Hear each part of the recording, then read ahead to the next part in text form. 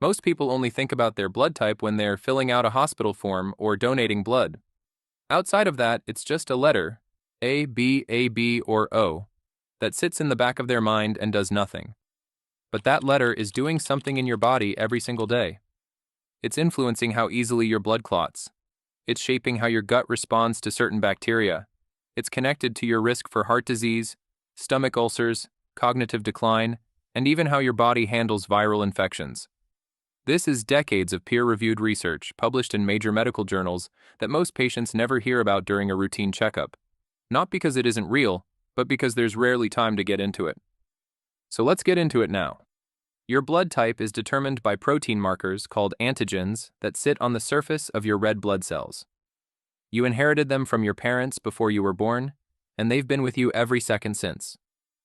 What most people don't realize is that these same antigens don't just live on your blood cells. They appear on the surface of cells throughout your entire body.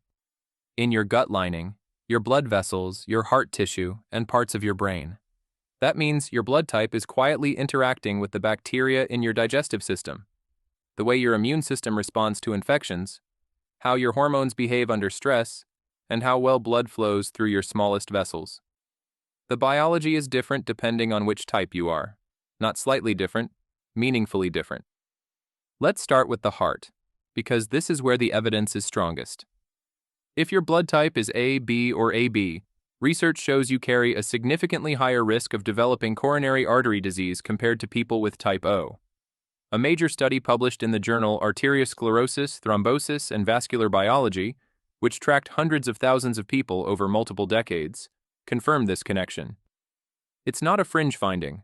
It's been replicated across large populations. The reason comes down to a protein called von Willebrand factor. This protein is essential.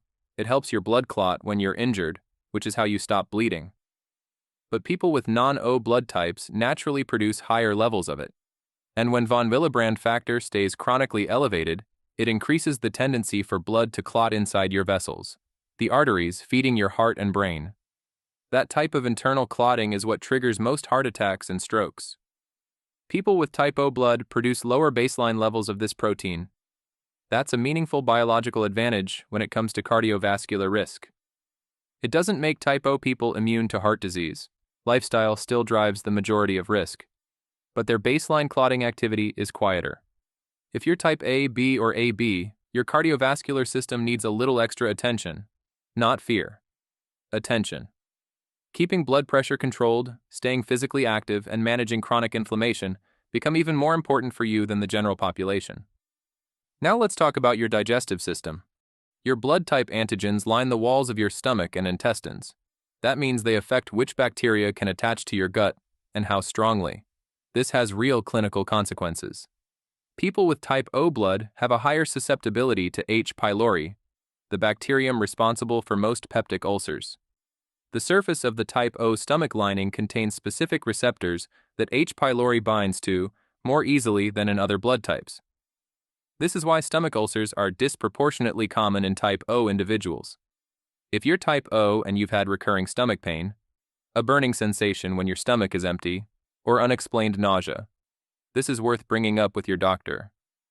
H. pylori is very treatable with a short course of antibiotics, but it can quietly damage your stomach lining for years before symptoms become obvious. On the other side of that, research has shown that people with type A blood carry a higher lifetime risk of stomach cancer.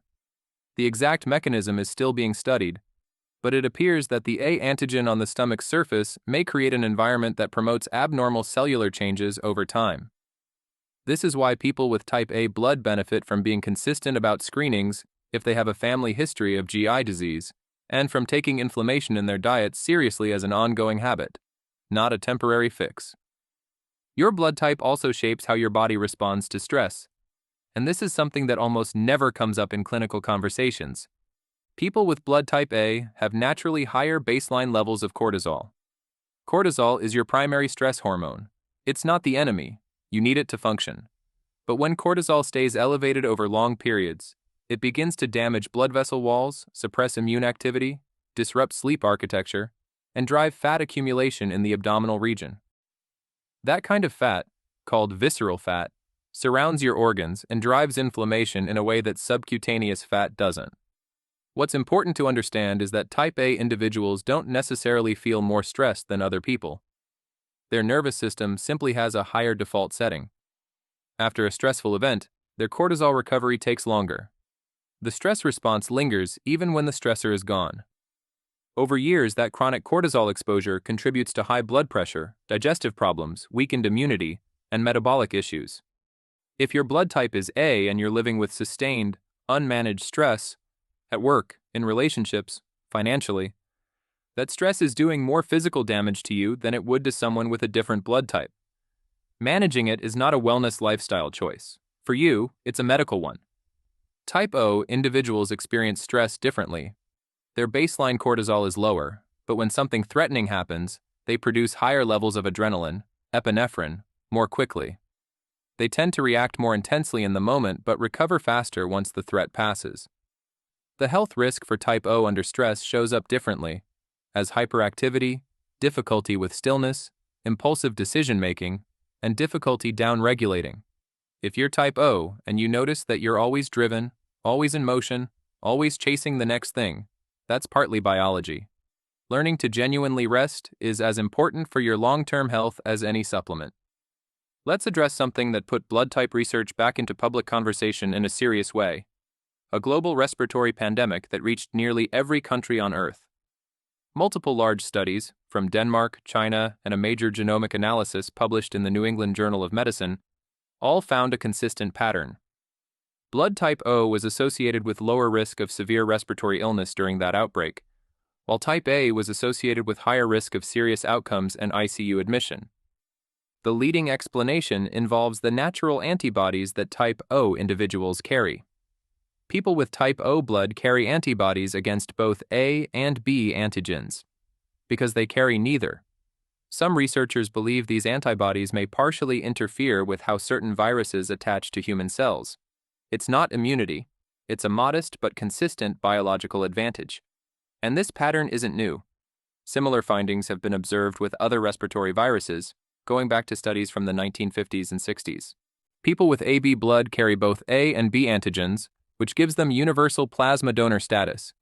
But it also puts them at the highest cardiovascular risk of all the blood types due to elevated clotting factors from both sides. Beyond that, research from the University of Vermont found something striking. People with blood type AB had roughly 82% higher odds of developing cognitive impairment compared to other blood types. The proposed mechanism involves a combination of elevated von Willebrand factor, which we've already discussed, and a higher tendency toward small vessel disease in the brain. These are tiny blockages that accumulate silently over years, slowly reducing blood flow to regions responsible for memory and processing speed. If you're type AB, protecting your brain and protecting your heart are essentially the same task.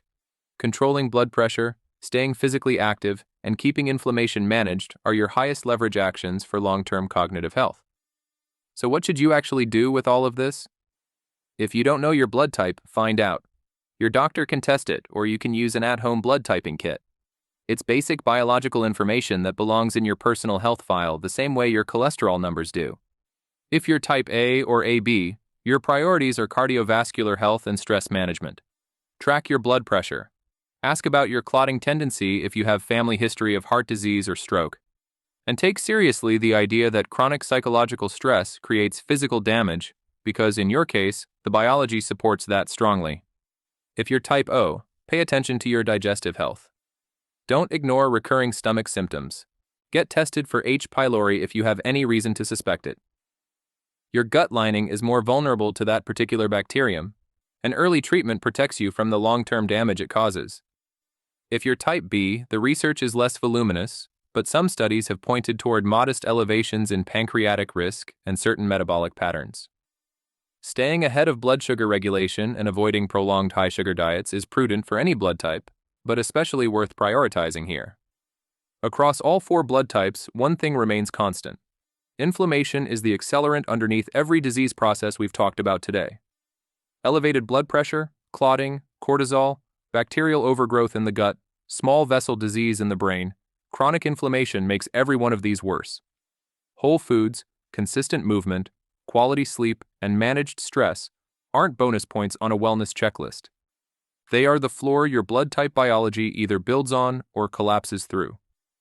Your blood type isn't a diagnosis, it's not a ceiling on what's possible for your health. What it gives you is something most people never have: biological context. It tells you where your body has a natural lean, where it may need extra support, where paying closer attention now prevents paying a much higher price later. Most people spend their whole lives following the same general health advice, wondering why some of it works and some of it doesn't, never realizing that the biology underneath is different from person to person. Knowing your blood type is one way to stop treating your body like a generic body and start understanding it like the specific individual system it actually is. That's where real prevention starts. And there you have it. Take this knowledge and take control of your health. Thank you for watching.